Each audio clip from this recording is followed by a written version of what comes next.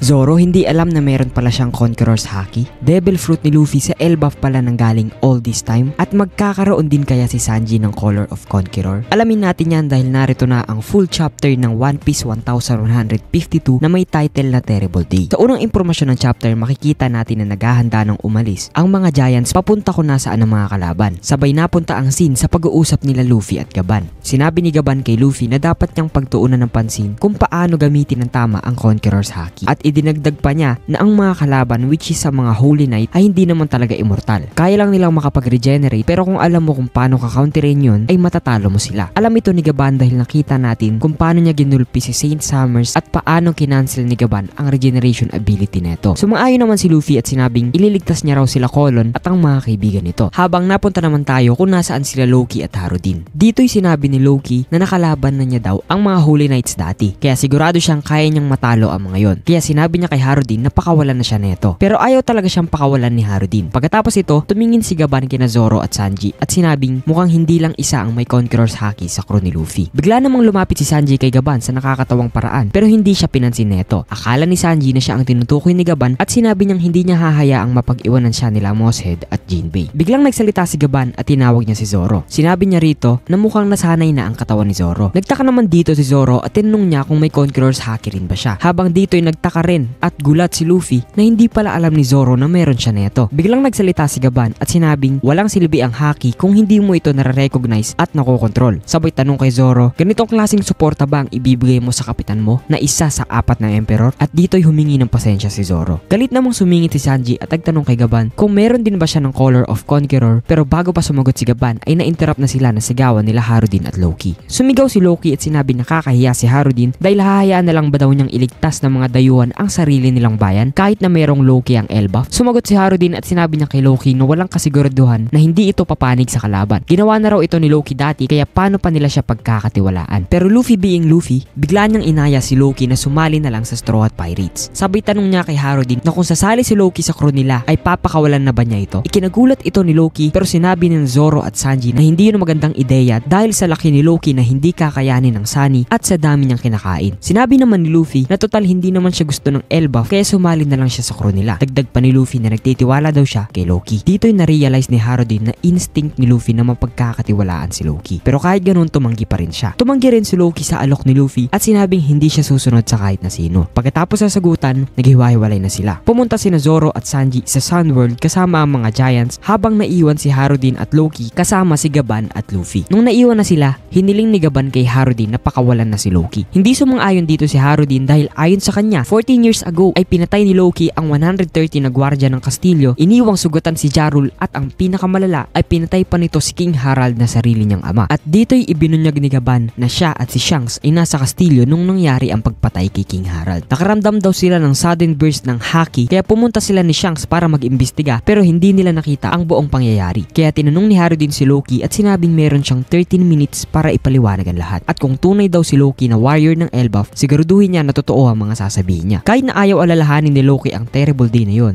ay ginawa niya pa rin at nagsimula ang flashback 14 years ago. Dito'y nakita natin sina Loki at Jarul na pinatawag sa Kastilyo. Nagtataka si Loki kung ano ang pake ni King Harald kung bakit sila pinatawag neto. Dagdag pa niya na mahirap daw hulaan ang iniisip ng tuta ng world government. Sinabi rin ni Loki na galit siya sa world government dahil pinatay nila si Rax at gusto raw niyang makausap ang kanyang ama dahil sa pagkampi nito sa kanila. Pero pagpasok nila sa Kastilyo ay nagulat sila ni Jarul nang makita nilang sinasaksak si King Harald ng sarili nitong mga sundalo. Silhouette lang ang nakita natin kay King Harald pero tila meron siyang sungay at pakpak. Hindi pa malinaw kung isa itong demonic transformation pero dito'y galit na galit namang sumigaw si Loki. At biglang cut sa labas dahil makikita natin sina Gaban at Shanks na nagpapahinga sa hot spring sa labas ng bahay niya. Makikita natin na mas bata pa si Gaban dito dahil kalahati pa lang ng buhok niya ang puti at may itim siyang braided na bigote at balbas. Si Shanks naman ay may tattoo sa kaliwang braso sa bandang itaas ng kanyang siko. Malamang ito yung abyss mark na nakita natin sa mga Holy Knight. Dito'y nag-usap ang dalawa tungkol sa paglalakbay nila kasama si Roger. Sinabi ni Gaban, ang tagal na mula nung nagsabay silang maligo ni Shanks, mga 3 o 4 na taon na rin. Sagot naman ni Shanks na 10 taon na mula nung nawala si Roger. Napagtanto ni Gaban na ganun na pala katagal ang lumipas at dagdag pa niyang sinabi na lalo sigurong mas matagal ang pakiramdam para kay Shanks. Sumagot naman si Shanks at sinabi niyang simula nung mawala si Roger na bago ng lubos ang buhay niya. Dagdag pa niya na gusto lang naman daw niya ng masayang buhay pirata kasama ang kaibigan niyang si Buggy. At dahil doon, marami pa siyang gustong malaman malaman tungkol sa Elbaf. Sumagot naman si Gaban at tinawag niya si Shanks na Child of Destiny at sinabing wag muna sila mag-usap ng mga komplikadong bagay sa ngayon. At nagkwentuhan sila tungkol sa mga dating adventure nila tulad nung una nila nakita sila Dory at Brogy sa Little Garden. Maya-maya pa ay dumating si Ripley at binati niya si Shanks. Pagkatapos ito ay tinanong ni Gaban kung kilala raw ba ni Shanks si King Harald, ang hari at ang itinuturing na Diyos ng Elbaf. Sumagot si Shanks at sinabing kilala niya raw ito dahil nagkita na sila dati sa Marijoa pero hindi sila nakapag-usap freely ni King Harald, kaya habang nandito pa raw siya sa Elbaf ay gusto niyang makausap si King Harald bago pa mahuli ang lahat. So nagkita na pala dati sila Shanks at King Harald sa Holy Land. Alam kaya ni Shanks ang posibleng gagawin ni Imsama kay King Harald kaya niya ito gustong kausapin para balaan? Balik tayo dahil sa parehong oras na nag-uusap sila Shanks at Gaban, may misteryosong tao sa loob ng kastilyo ang binuksan ang treasure room at ibinunyag ang isang legendary devil fruit na nasa loob ng isang treasure chest. At sa final double page ng chapter, nagkaroon ulit ng isang flashback 109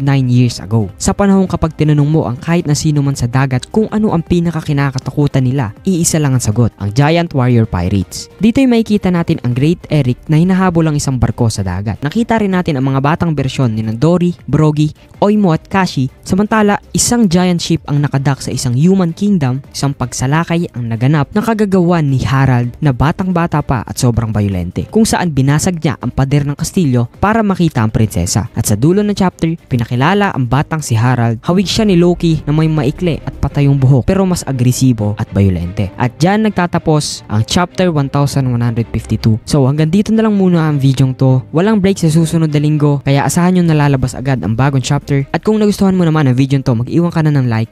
Maraming salamat.